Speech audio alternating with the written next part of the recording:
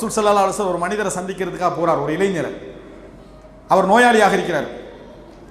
அவர் ரசூல் ஸல்லல்லாஹு அலைஹி வஸல்லம் கேட்குறாங்க, எப்படி கைஃப தஜிதுக், உங்களை எப்படி பார்க்குறீங்க, எப்படி நினைக்கிறீங்க? கடுமையான நோயால் இறுதி என்ன நினைக்கிறாங்க ரசூலுல்லாஹ், எப்படி உங்களை பார்க்குறீங்க? அவர் சொல்றாரு, அதாவது அர்ஜுல்லாஹ வ அகாஃபு துனூபி தான் அவர் சொன்ன வார்த்தை. அல்லாஹு தஆலா எனக்கு சொர்க்கத்தை தரணும்னு ஆசையா இருக்குது, பாவங்களை நினைச்சா எனக்கு பயமா இருக்குதுல்ல.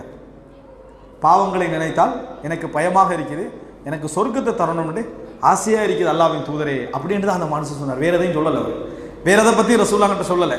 ரசூல் ஸல்லல்லாஹு அலைஹி வஸல்லம் சொன்னார்கள், இந்த அதாவது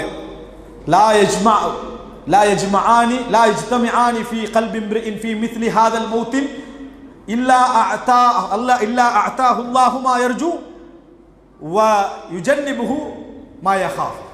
ரசூல் ஸல்லல்லாஹு அலைஹி வஸல்லம் சொன்னார்கள், எந்த ஒரு மனிதனாக இருந்தாலும் இது போன்ற ஒரு சிச்சுவேஷன்ல அவருக்கு இந்த மனநிலை இருக்குமாக இருந்தால், அல்லாஹ்வை ஆசை வைத்து பாவங்களை பயப்படுகின்ற மனநிலை இருக்குமாக இருந்தால், அவர் எதை ஆசை வைக்கிறாரோ அதை அல்லாஹ் கொடுப்பான், எதை பயப்படுகிறாரோ அதை விட்டு அல்லாஹ் தூரமாக்குவான் ரசூலுல்லாஹி ஸல்லல்லாஹு அலைஹி வஸல்லம் சொன்னார்.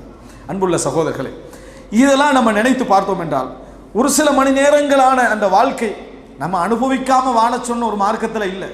சம்பாதிங்க என்று சொல்ற மார்க்கத்தில் இருக்கிறோம், குடும்பத்தை கவனிங்க என்று சொல்ற ஒரு மார்க்கத்தில் இருக்கிறோம், செலவழியுங்கள் அப்படி என்று சொல்கின்ற ஒரு மார்க்கத்தில் இருக்கிறோம், மற்றவர்களை வாழ வையுங்கள் என்று சொல்கின்ற மார்க்கத்தில் இருக்கிறோம். வாழ சொல்லாத மார்க்கத்தில் இருந்தால் பரவாயில்ல, உலகத்துக்கு ஒதுக்குங்க, பிரயாணத்தில் இருந்தால் ஜம்மு செய்யுங்க, கசரு செய்யுங்க, இல்லாட்டி நீங்க கொடுக்க வேண்டிய அவசியம் இல்லை, இருந்தா கொடுங்க, இருந்தா தான் நீங்க ஹஜ் செய்யணும், முடியாட்டி தொழுகையை குறைச்சிக்கங்க, இப்படி எல்லாம் சொல்ற ஒரு மார்க்கம். அந்த மார்க்கத்தில் இருந்து கொண்டு நம்ம இறைவனை வணங்காது விட்டால், இறைவனை யோசிக்கலைன்னா அதை எங்களை விட நஷ்டவாளிகள் என்ன வேறு யாரும் இருக்க முடியாது என்று சொல்வதை நாம் என்ன செய்யணும், யோசிக்க வேண்டும்.